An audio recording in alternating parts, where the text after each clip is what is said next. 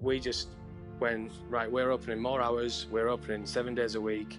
A lot of people shut down. For us, it was like, we're going into overdrive because we had so much to potentially lose. And there was that uncertainty when people see basically like the fear of God in you, because you just don't know what's going on. I think people really, really rallied and supported us, and the village is brilliant. This is the Deep in the Weeds podcast. I'm Anthony Huckstep. It's hard to fathom, but during the series we've heard from operators who opened restaurants during the pandemic. Some had little or no choice, others saw opportunity. Amongst all the pivoting, remodelling and launching of venues, it's been clear how much family life hospitality workers were missing out on. Managing life-work balance while everything you've worked for is put in jeopardy has made many work harder than ever, but also try and get a greater sense of connection with family too. Richie Dolan is the co-owner and co-head chef of the Hilltop Store and HillTop at the Lodge. Richie, how you going, mate? I'm good, mate. How are you? I'm good. About a week after the pandemic, you'd planned to open a restaurant, just literally a week after they sort of forced the closure of restaurants. What was that period like? Yeah, well, it wasn't like we wanted to open it just because they'd shut it all down. It was a long time in the process, as you can imagine. The whole ins and outs of trying to get a restaurant up and running, and suppliers, and getting all that work, get the workmen in, get them going. It was horrible. It was daunting. It was the panic. We hit the panic button, and we just stood. We put the kids to bed one night, and we looked at each other, and it's quite emotional talking about it now. We just didn't know what to do, because we were set to open up on the 4th of April, and everything got closed down on the 23rd of March, and you didn't know whether it was real or not. And then it became very, very real, and it was like, shit, we've just got we're talking hundreds of thousands of dollars up on the line here, and it was going to be like guaranteed income as well, good to go, because we were first offered it, Hilltop at the Lodge, which is our second venue. We were first offered that as more of a wedding destination, and they had 28 weddings booked in for the year. Wow.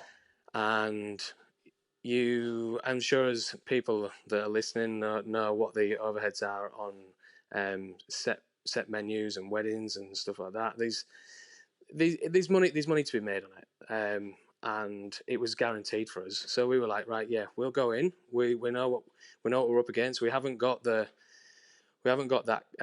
backing as such. So, but we can do it ourselves, because we know that the functions are there, and it's guaranteed. So, and then this happens, and it was just like, holy shit. Talk about in the weeds. We definitely were. We were up shit creek.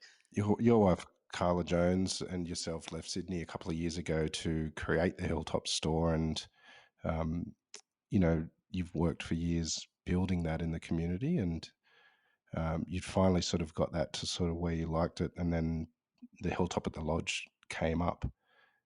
What was that sort of first couple of months of the pandemic like with the Hilltop Store, which had built up a good local support, and the fact that you had a venue that you were about to open and it just couldn't open? Well, I suppose you just have to put things into perspective. Like, we knew that we couldn't do anything with the lodge, so that kind of had to be put to bed. We spoke to the owners, and they were really, really they're good. They understood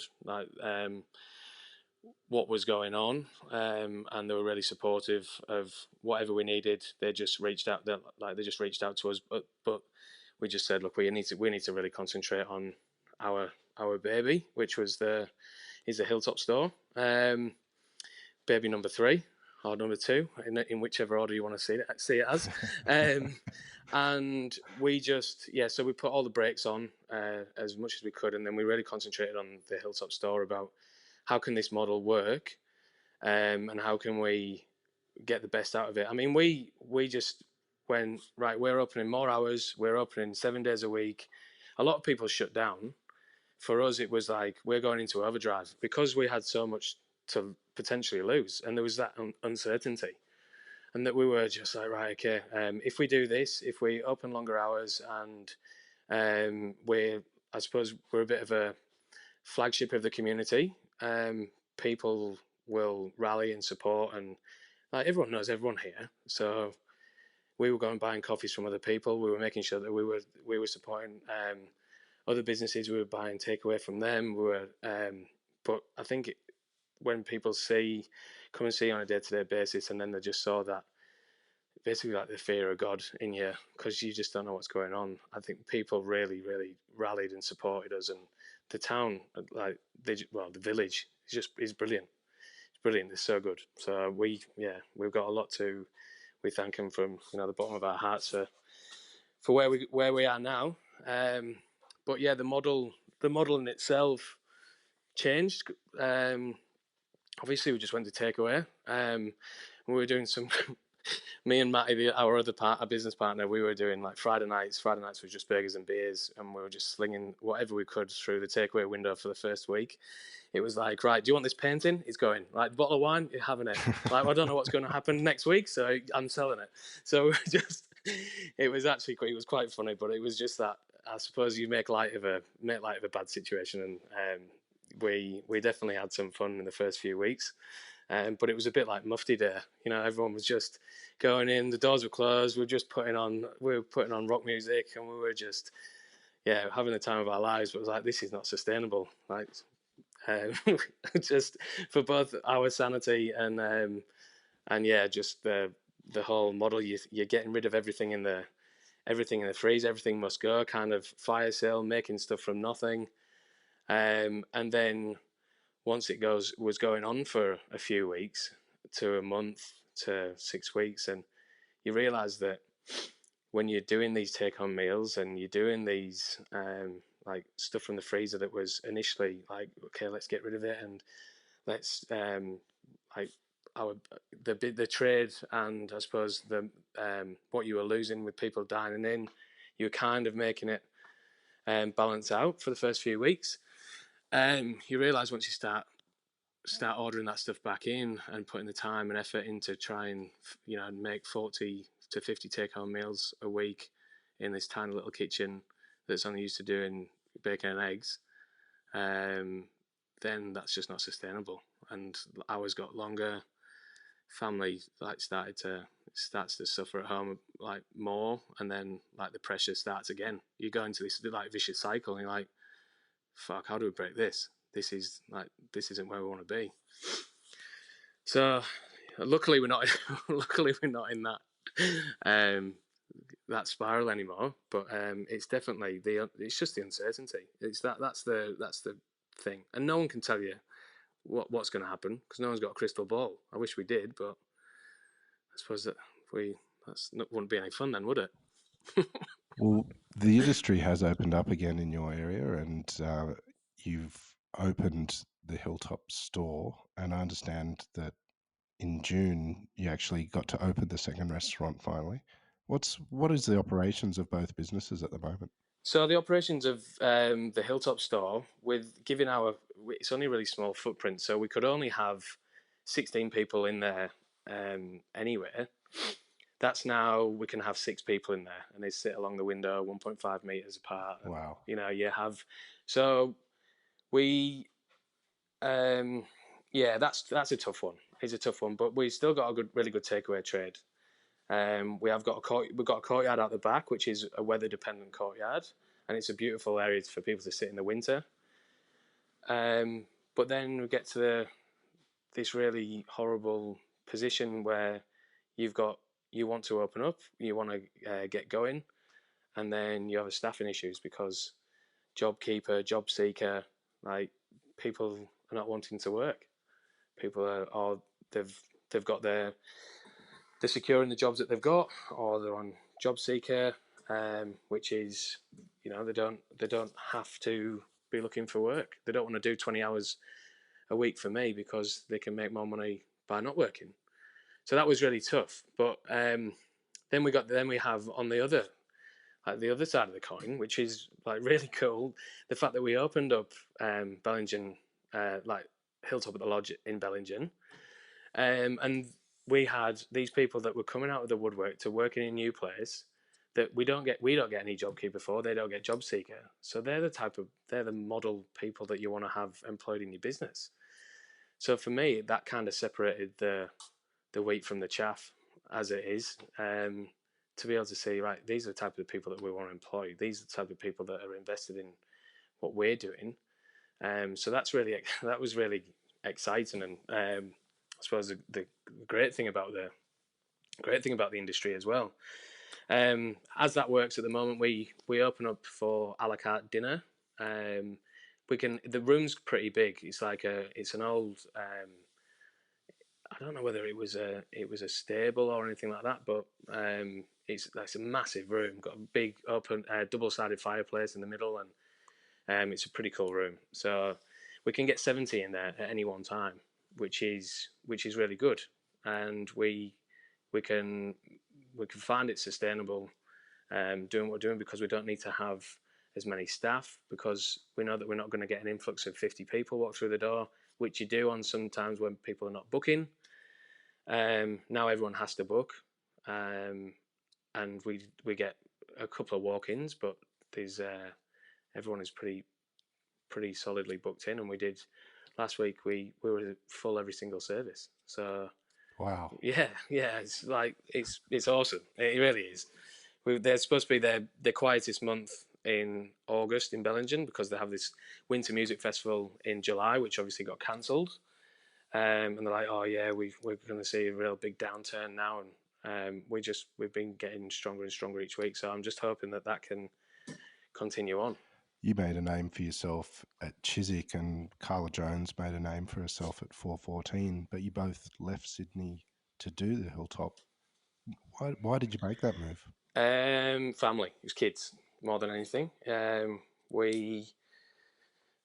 I think I don't want to. We never wanted to be those people, the what ifs, and oh, I wish I'd have done that. And that's the whole thing, like why we've done the lodge. We didn't want to look back and say, right, oh, we should have done that. And we had our eldest one is Hudson. He's 4. He's 5 in January, and we moved back when he was about 6 months old. And it was the fact that Carla had a business with Colin, 414, and knew that we didn't have any support in Sydney. We had a lot of friends, but we didn't have any family.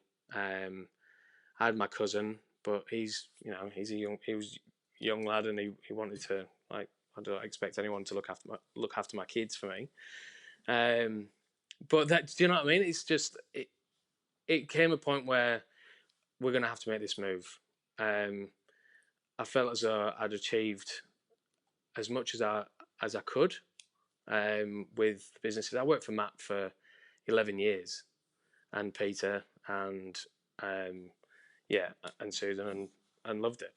But it just came to the point where family started taking priority, and I knew that we had to make the move. So we did.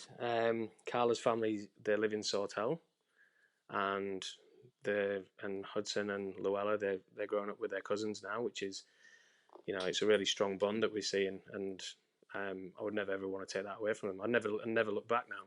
Like I can't imagine what life would be like not living here, to be honest with you. What were the challenges like creating a new establishment in an area like that, having sort of carved out a career in Sydney for both of you? I think it was initially it was quite daunting because there's a lot of expectation, and everyone knows you, and it's a small town, and like, I can't wait to see what you do, and you're doing this, and then you're like, oh right, well, we really have to turn it on here. So even though we were a little cafe to start off, we started doing dinners once a month. Like, that's what our DA would let us do. We couldn't do any more, so they became quite niche. They would sell out, and we'd do 20 people, because it was all weather dependent. So we'd do 20 people inside, and it was like this really intimate cool little thing that went on a Friday night, secret meal club, and people like going by. Oh, we drove by last night. We saw that the lights were on. What's going on there? And it started the talk of the town. And then I suppose that was what kind of springboarded us on to do the lodge, because we'd started getting that following, and people knew that we were more than just a cafe, but we did way too much initially, and we took on too much, and we thought we were still chefing in Sydney, and we thought we were still doing fine dining, and it was just, oh god, they were talking about making it hard for ourselves, but we just things. I think when baby number 2 came along, when Luella came along, that's when we just said, right, we need to put the brakes on a couple of things, and obviously open a business. That don't that's not really putting the brakes on it, but it definitely shaped how we were going to do Hilltop Hotel, right, and more along the lines of cafe, and say, right, if we've got this other business now that we can really sink our teeth into and go and do what we that we're really passionate about, and what we've been like growing up and we've gone through all our training to do, then we don't need to be doing all of that at the cafe as well. So the model changed a little bit, but we're still using great produce and local suppliers. The hard thing was, this ideology of okay, I'm going to go to a small town, small community. There's loads of farmers around here. There's the co-op which we can get all this fish from, and you're living in La La Land if you think that that's going to be the case. And that was the hardest thing. I'm only just starting now to make some breakthroughs with local fishermen, local growers, especially out in Bellingen, where there's a bit more land and people a bit more. I suppose they're a bit more focused on that, and the fact that you can't do the volume of that type of quality ingredient in a cafe. So I was like, it's like this ceiling, you're pushing up, and then you think, well, what am I doing that for? But there's still a lot of people around here that are, they're stuck in the 80s and like, well, this is how we did it. This is how we've always done it. I'm like, well, surely you could just change that one little thing, and maybe I could get a bit of that fish that's going down to Sydney. Oh, no, we can't do that, mate. I'm like, right, okay, well, that's just rubbish. So I was, at first, it, as stupid as it sounds, I was getting fish that was going down to Sydney that then I was freighting back up here. Wow. To use on plate. Yeah, I know. It's ridiculous. So, and then I made a breakthrough with one of the guys at the co-op. His name's Joshua Cook, and he's actually just left, which is quite exciting, because that's the reason why I'm starting to get in touch with fishermen like face to face. But yeah, I started to get more of that, more of that seafood, and then when we opened up Bellingen, you can start getting more of these niche vegetables, and then there's growers that want to start growing for you, and then they come and eat your food, and then they're like, wow, I didn't realise that was what you did, and they take you a bit more seriously, which is great. So that rapport's starting to build now, but it's only taken 3 years to get that going. 3 years and a few cases of beer, and then we'll just see whether they like working with me or not. But that's all right. It's all good. You and Carla both have unique styles of cooking, but what really drives the style of cuisine at the lodge? Well, we change the menu every month, which is really good. Like we're actually in the process of changing it today, and we just it's seasonal. Like that's it. We go and have a chat to the veg guy, go see what he's got, and I think that we have come from background where you try and treat every ingredient with the same amount of respect, whether it's protein or whether it's being grown in the ground or whatever.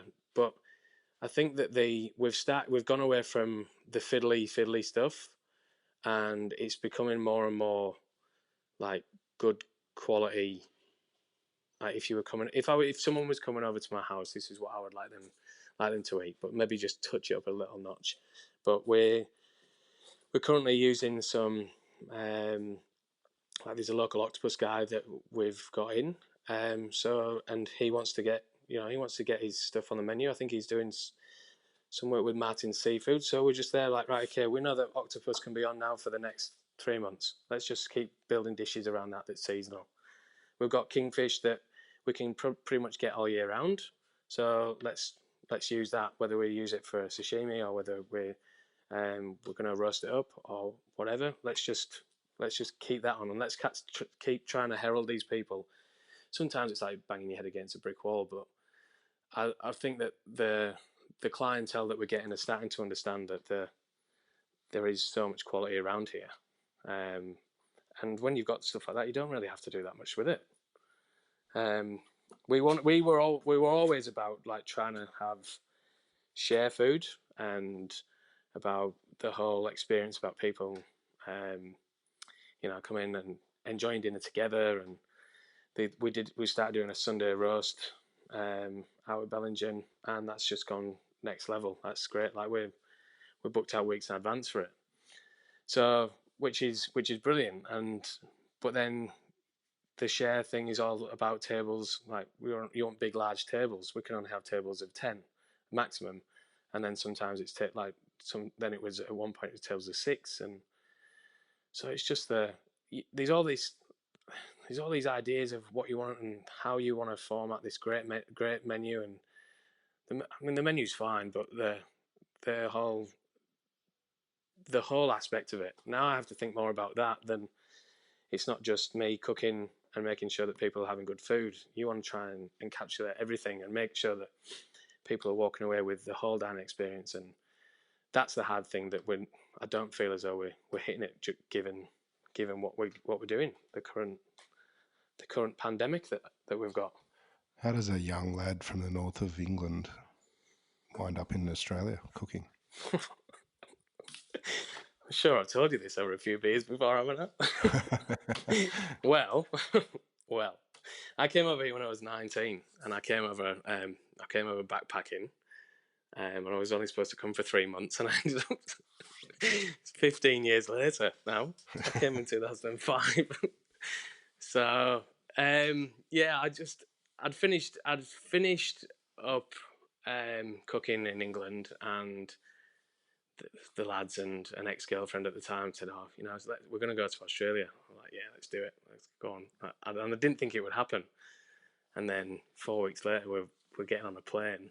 I'm like, "Oh, all right, this is a bit real." And so I said something, and it was kind of blasé to my mum and dad. All right, well, what I'll do is this is my great plan, right? So what I'll do is I'll go across, and then I'll party for a little bit, and then we'll see the Great Barrier Reef, and we'll do this, that, and the other, and then and then I'll go to somewhere, and I'll get a real good job, and they're like, yeah, okay, cool, yeah, no worries. And within 10 days, I ran out of money, and I was ringing them, and then I think I got to Bondi, where every English or Irish backpacker goes, and then I rang him again, and my dad pulled me up and said, "Mate, if you don't get a job, you're in, like, you're coming home." And I said, "Oh, I didn't want to go home with the tail between my legs." So I was watching telly one day, and I was currently working at a cafe down in Bondi, which was no good for me because I never could get up for the mornings because I was at the Bondi Hotel till 3 o'clock in the morning. So I was constantly getting wrong, and I was like, "Well, this is no good. I might try another avenue." And I'd worked in some pretty decent places in York. I'd never gone down to London, and I had a pretty good work ethic, which was instilled to me by my mum. I mean, I was in the kitchen from the age of 12, washing pots while she was a general manager at the hotel like up the road from us. And then I saw this thing, and it was a documentary with Kempe on it and Matt Moran. Heat in the Kitchen, I think it was. And I was like, all right, okay. And then I looked down in the paper, and there was a job spot at Aria. Wow. Yeah, I thought, oh, well, I'll give him a call. And then I rang up and I said, oh, I'd just like to speak to Matt Moran, please, if I could. And they're like, you're dreaming, are you? I said, well, it says call Matt here. And I said, oh, you can speak to someone else. So I spoke to Simon and I went and did a trial the next day, which was, it was like 14 hours. And then at the end of it, it was like, they just said, oh, do you want a job? I went, yeah. And then I was like, I've had to wait 14 hours for you to offer me a job. And then, I came back on the Monday, and then, I suppose the rest is history. I was pretty green, even though, and I did have green hair as well, I think I was, there was a few things going on back then. I kind of got whipped into shape pretty fast, but, was always just willing to, sink my teeth into something else, and I'd stay back and I'd try and try new things that I've never tried before. And we had a really good sous chef at the time, Ben Turner. He was amazing. He took me under his wing, and as he did with a lot of us back then, we had such a good team. A lot of people have gone on to do some great things as well. So we had excellent team back then, and we had a really good bond. And I worked there for 7 years, and then I left and took the job up at Chiswick back in 2012. I think it was 2012 we opened. Yeah. Well, was that Chiswick where you made a name for yourself as the head chef? And we all know Matt Moran. He's a pretty famous chef in Australia, but what's he really like to work with? He's great. He is. Like except for the fact that when you had chickens on the pass, you'd always be sending one out without a leg because and then you turn around and he's eating it. I'm like, you're fucking kidding me, aren't you? Like, so right, how someone said these chickens only got 2 legs. These chickens only got 1 leg. Sorry. I'm like, yeah, go and speak to him. He's eating it. No, he's great. Yeah, he is, and he texts quite a lot. Make sure that we're doing all right. He's still yet to come on a little trip up here, but I'm sure he will. He's pretty busy. I've had a lot of time, and bouncing ideas off Peter and Susan Sullivan. They've been amazing for me and Carla, to be learning from and giving their advice. And Pete came up and opened up the lodge with us. He came and did 3 nights with us. He was polishing cutlery, doing the pass. Wow. Yeah, I know. And I suppose it's a testament to what I put into the businesses for them. Like they're both giving back tenfold, and which is quite humbling, to be honest with you. And these guys, these young kids that we've got working for us, they're like, oh, who's that old bloke who's that old bloke that's just singing random shit walking around the kitchen? I said, oh well, he's just this mad guy from Sydney that we managed to get up. But nah, it was. And he's coming up quite regularly, and he goes and visits another friend of ours up in Lennox, who's got the diner up there, Tim. So it's really nice. That's it's pretty cool. How that's unfolded. You mentioned a little earlier how you moved there for family, but the pandemic made you work a lot harder than you'd ever worked before. What's it been like trying to maintain that sort of life-work balance and be there for the kids? Because you've got quite young kids. Yeah, it's hard. It is, and I never wanted to be that guy or be that dad that was never here. But unfortunately, it's the real world that we're living in, and we moved up for the work-life balance, and we haven't managed it yet, which is really tough. That's the hardest. I suppose that's the hardest thing to own up to. And we're working on it. I was doing the opening up at the Hilltop store in the morning, and then going to Bellingen at night time, and then opening up again the next morning at the Hilltop store, trying to think that I was doing the right thing for everyone, so everyone could have a bit of a break. And ended up that I was the one that ended up buckling. I had to have a week off. It all came crashing down. So then Carla stepped into my shoes. she's like, right, Luella, you're not breastfeeding anymore. You're off. I'm like, she kind of forced back into it, and she's like, this isn't sustainable. Like, it's not sustainable obviously for you, for us, and we need to change some things. So, but in doing that, it's a really hard thing to do, to then think that, oh, I'm going to have to start employing someone to essentially do what we do. So you look towards someone that has got your same values, the same like ethics, your view on food, and that kind of understand you. And that's really, you can't just buy those people off the shelf. Like, we're going through the industry has already been going through a shortage of quality people, and it's not for people in Australia. It's not it's like hospitality is a secondary thing. It's not something that's taken.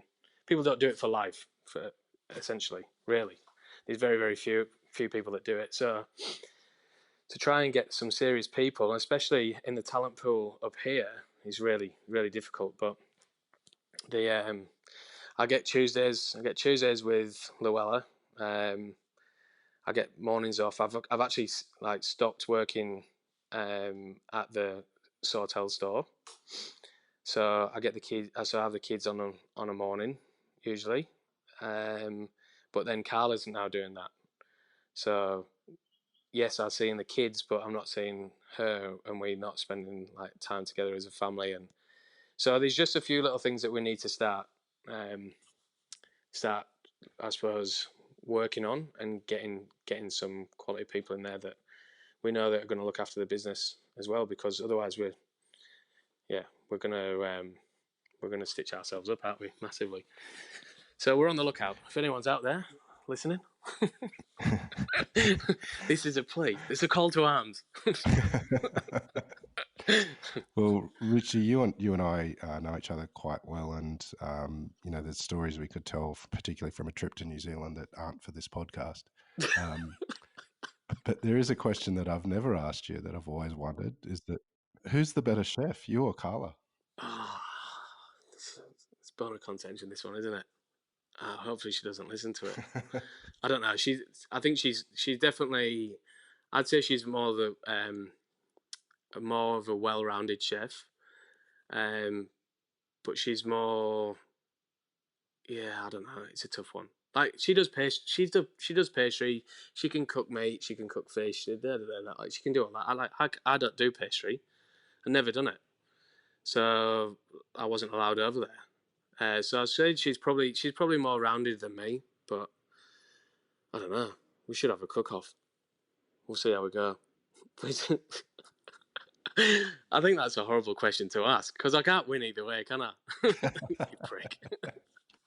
Richie, it's been really good to catch up. Good luck with everything moving forward. Hopefully, all of the restrictions ease pretty soon, and everything can get back to normal, and you can get some normalcy back in your life. But been awesome to catch up. Righto, mate. Cheers, Huck. I'll speak to you soon. This is the Deep in the Weeds podcast. I'm Anthony Huckstep. Stay tuned as we share the stories of Australia's hospo community, suppliers and producers in search of hope during this pandemic. Special thanks to executive producer Rob Locke for making this all happen. Follow us on Instagram at Deep in the Weeds Podcast, or email us at podcast@deepintheweeds.com.au. Stay safe and be well.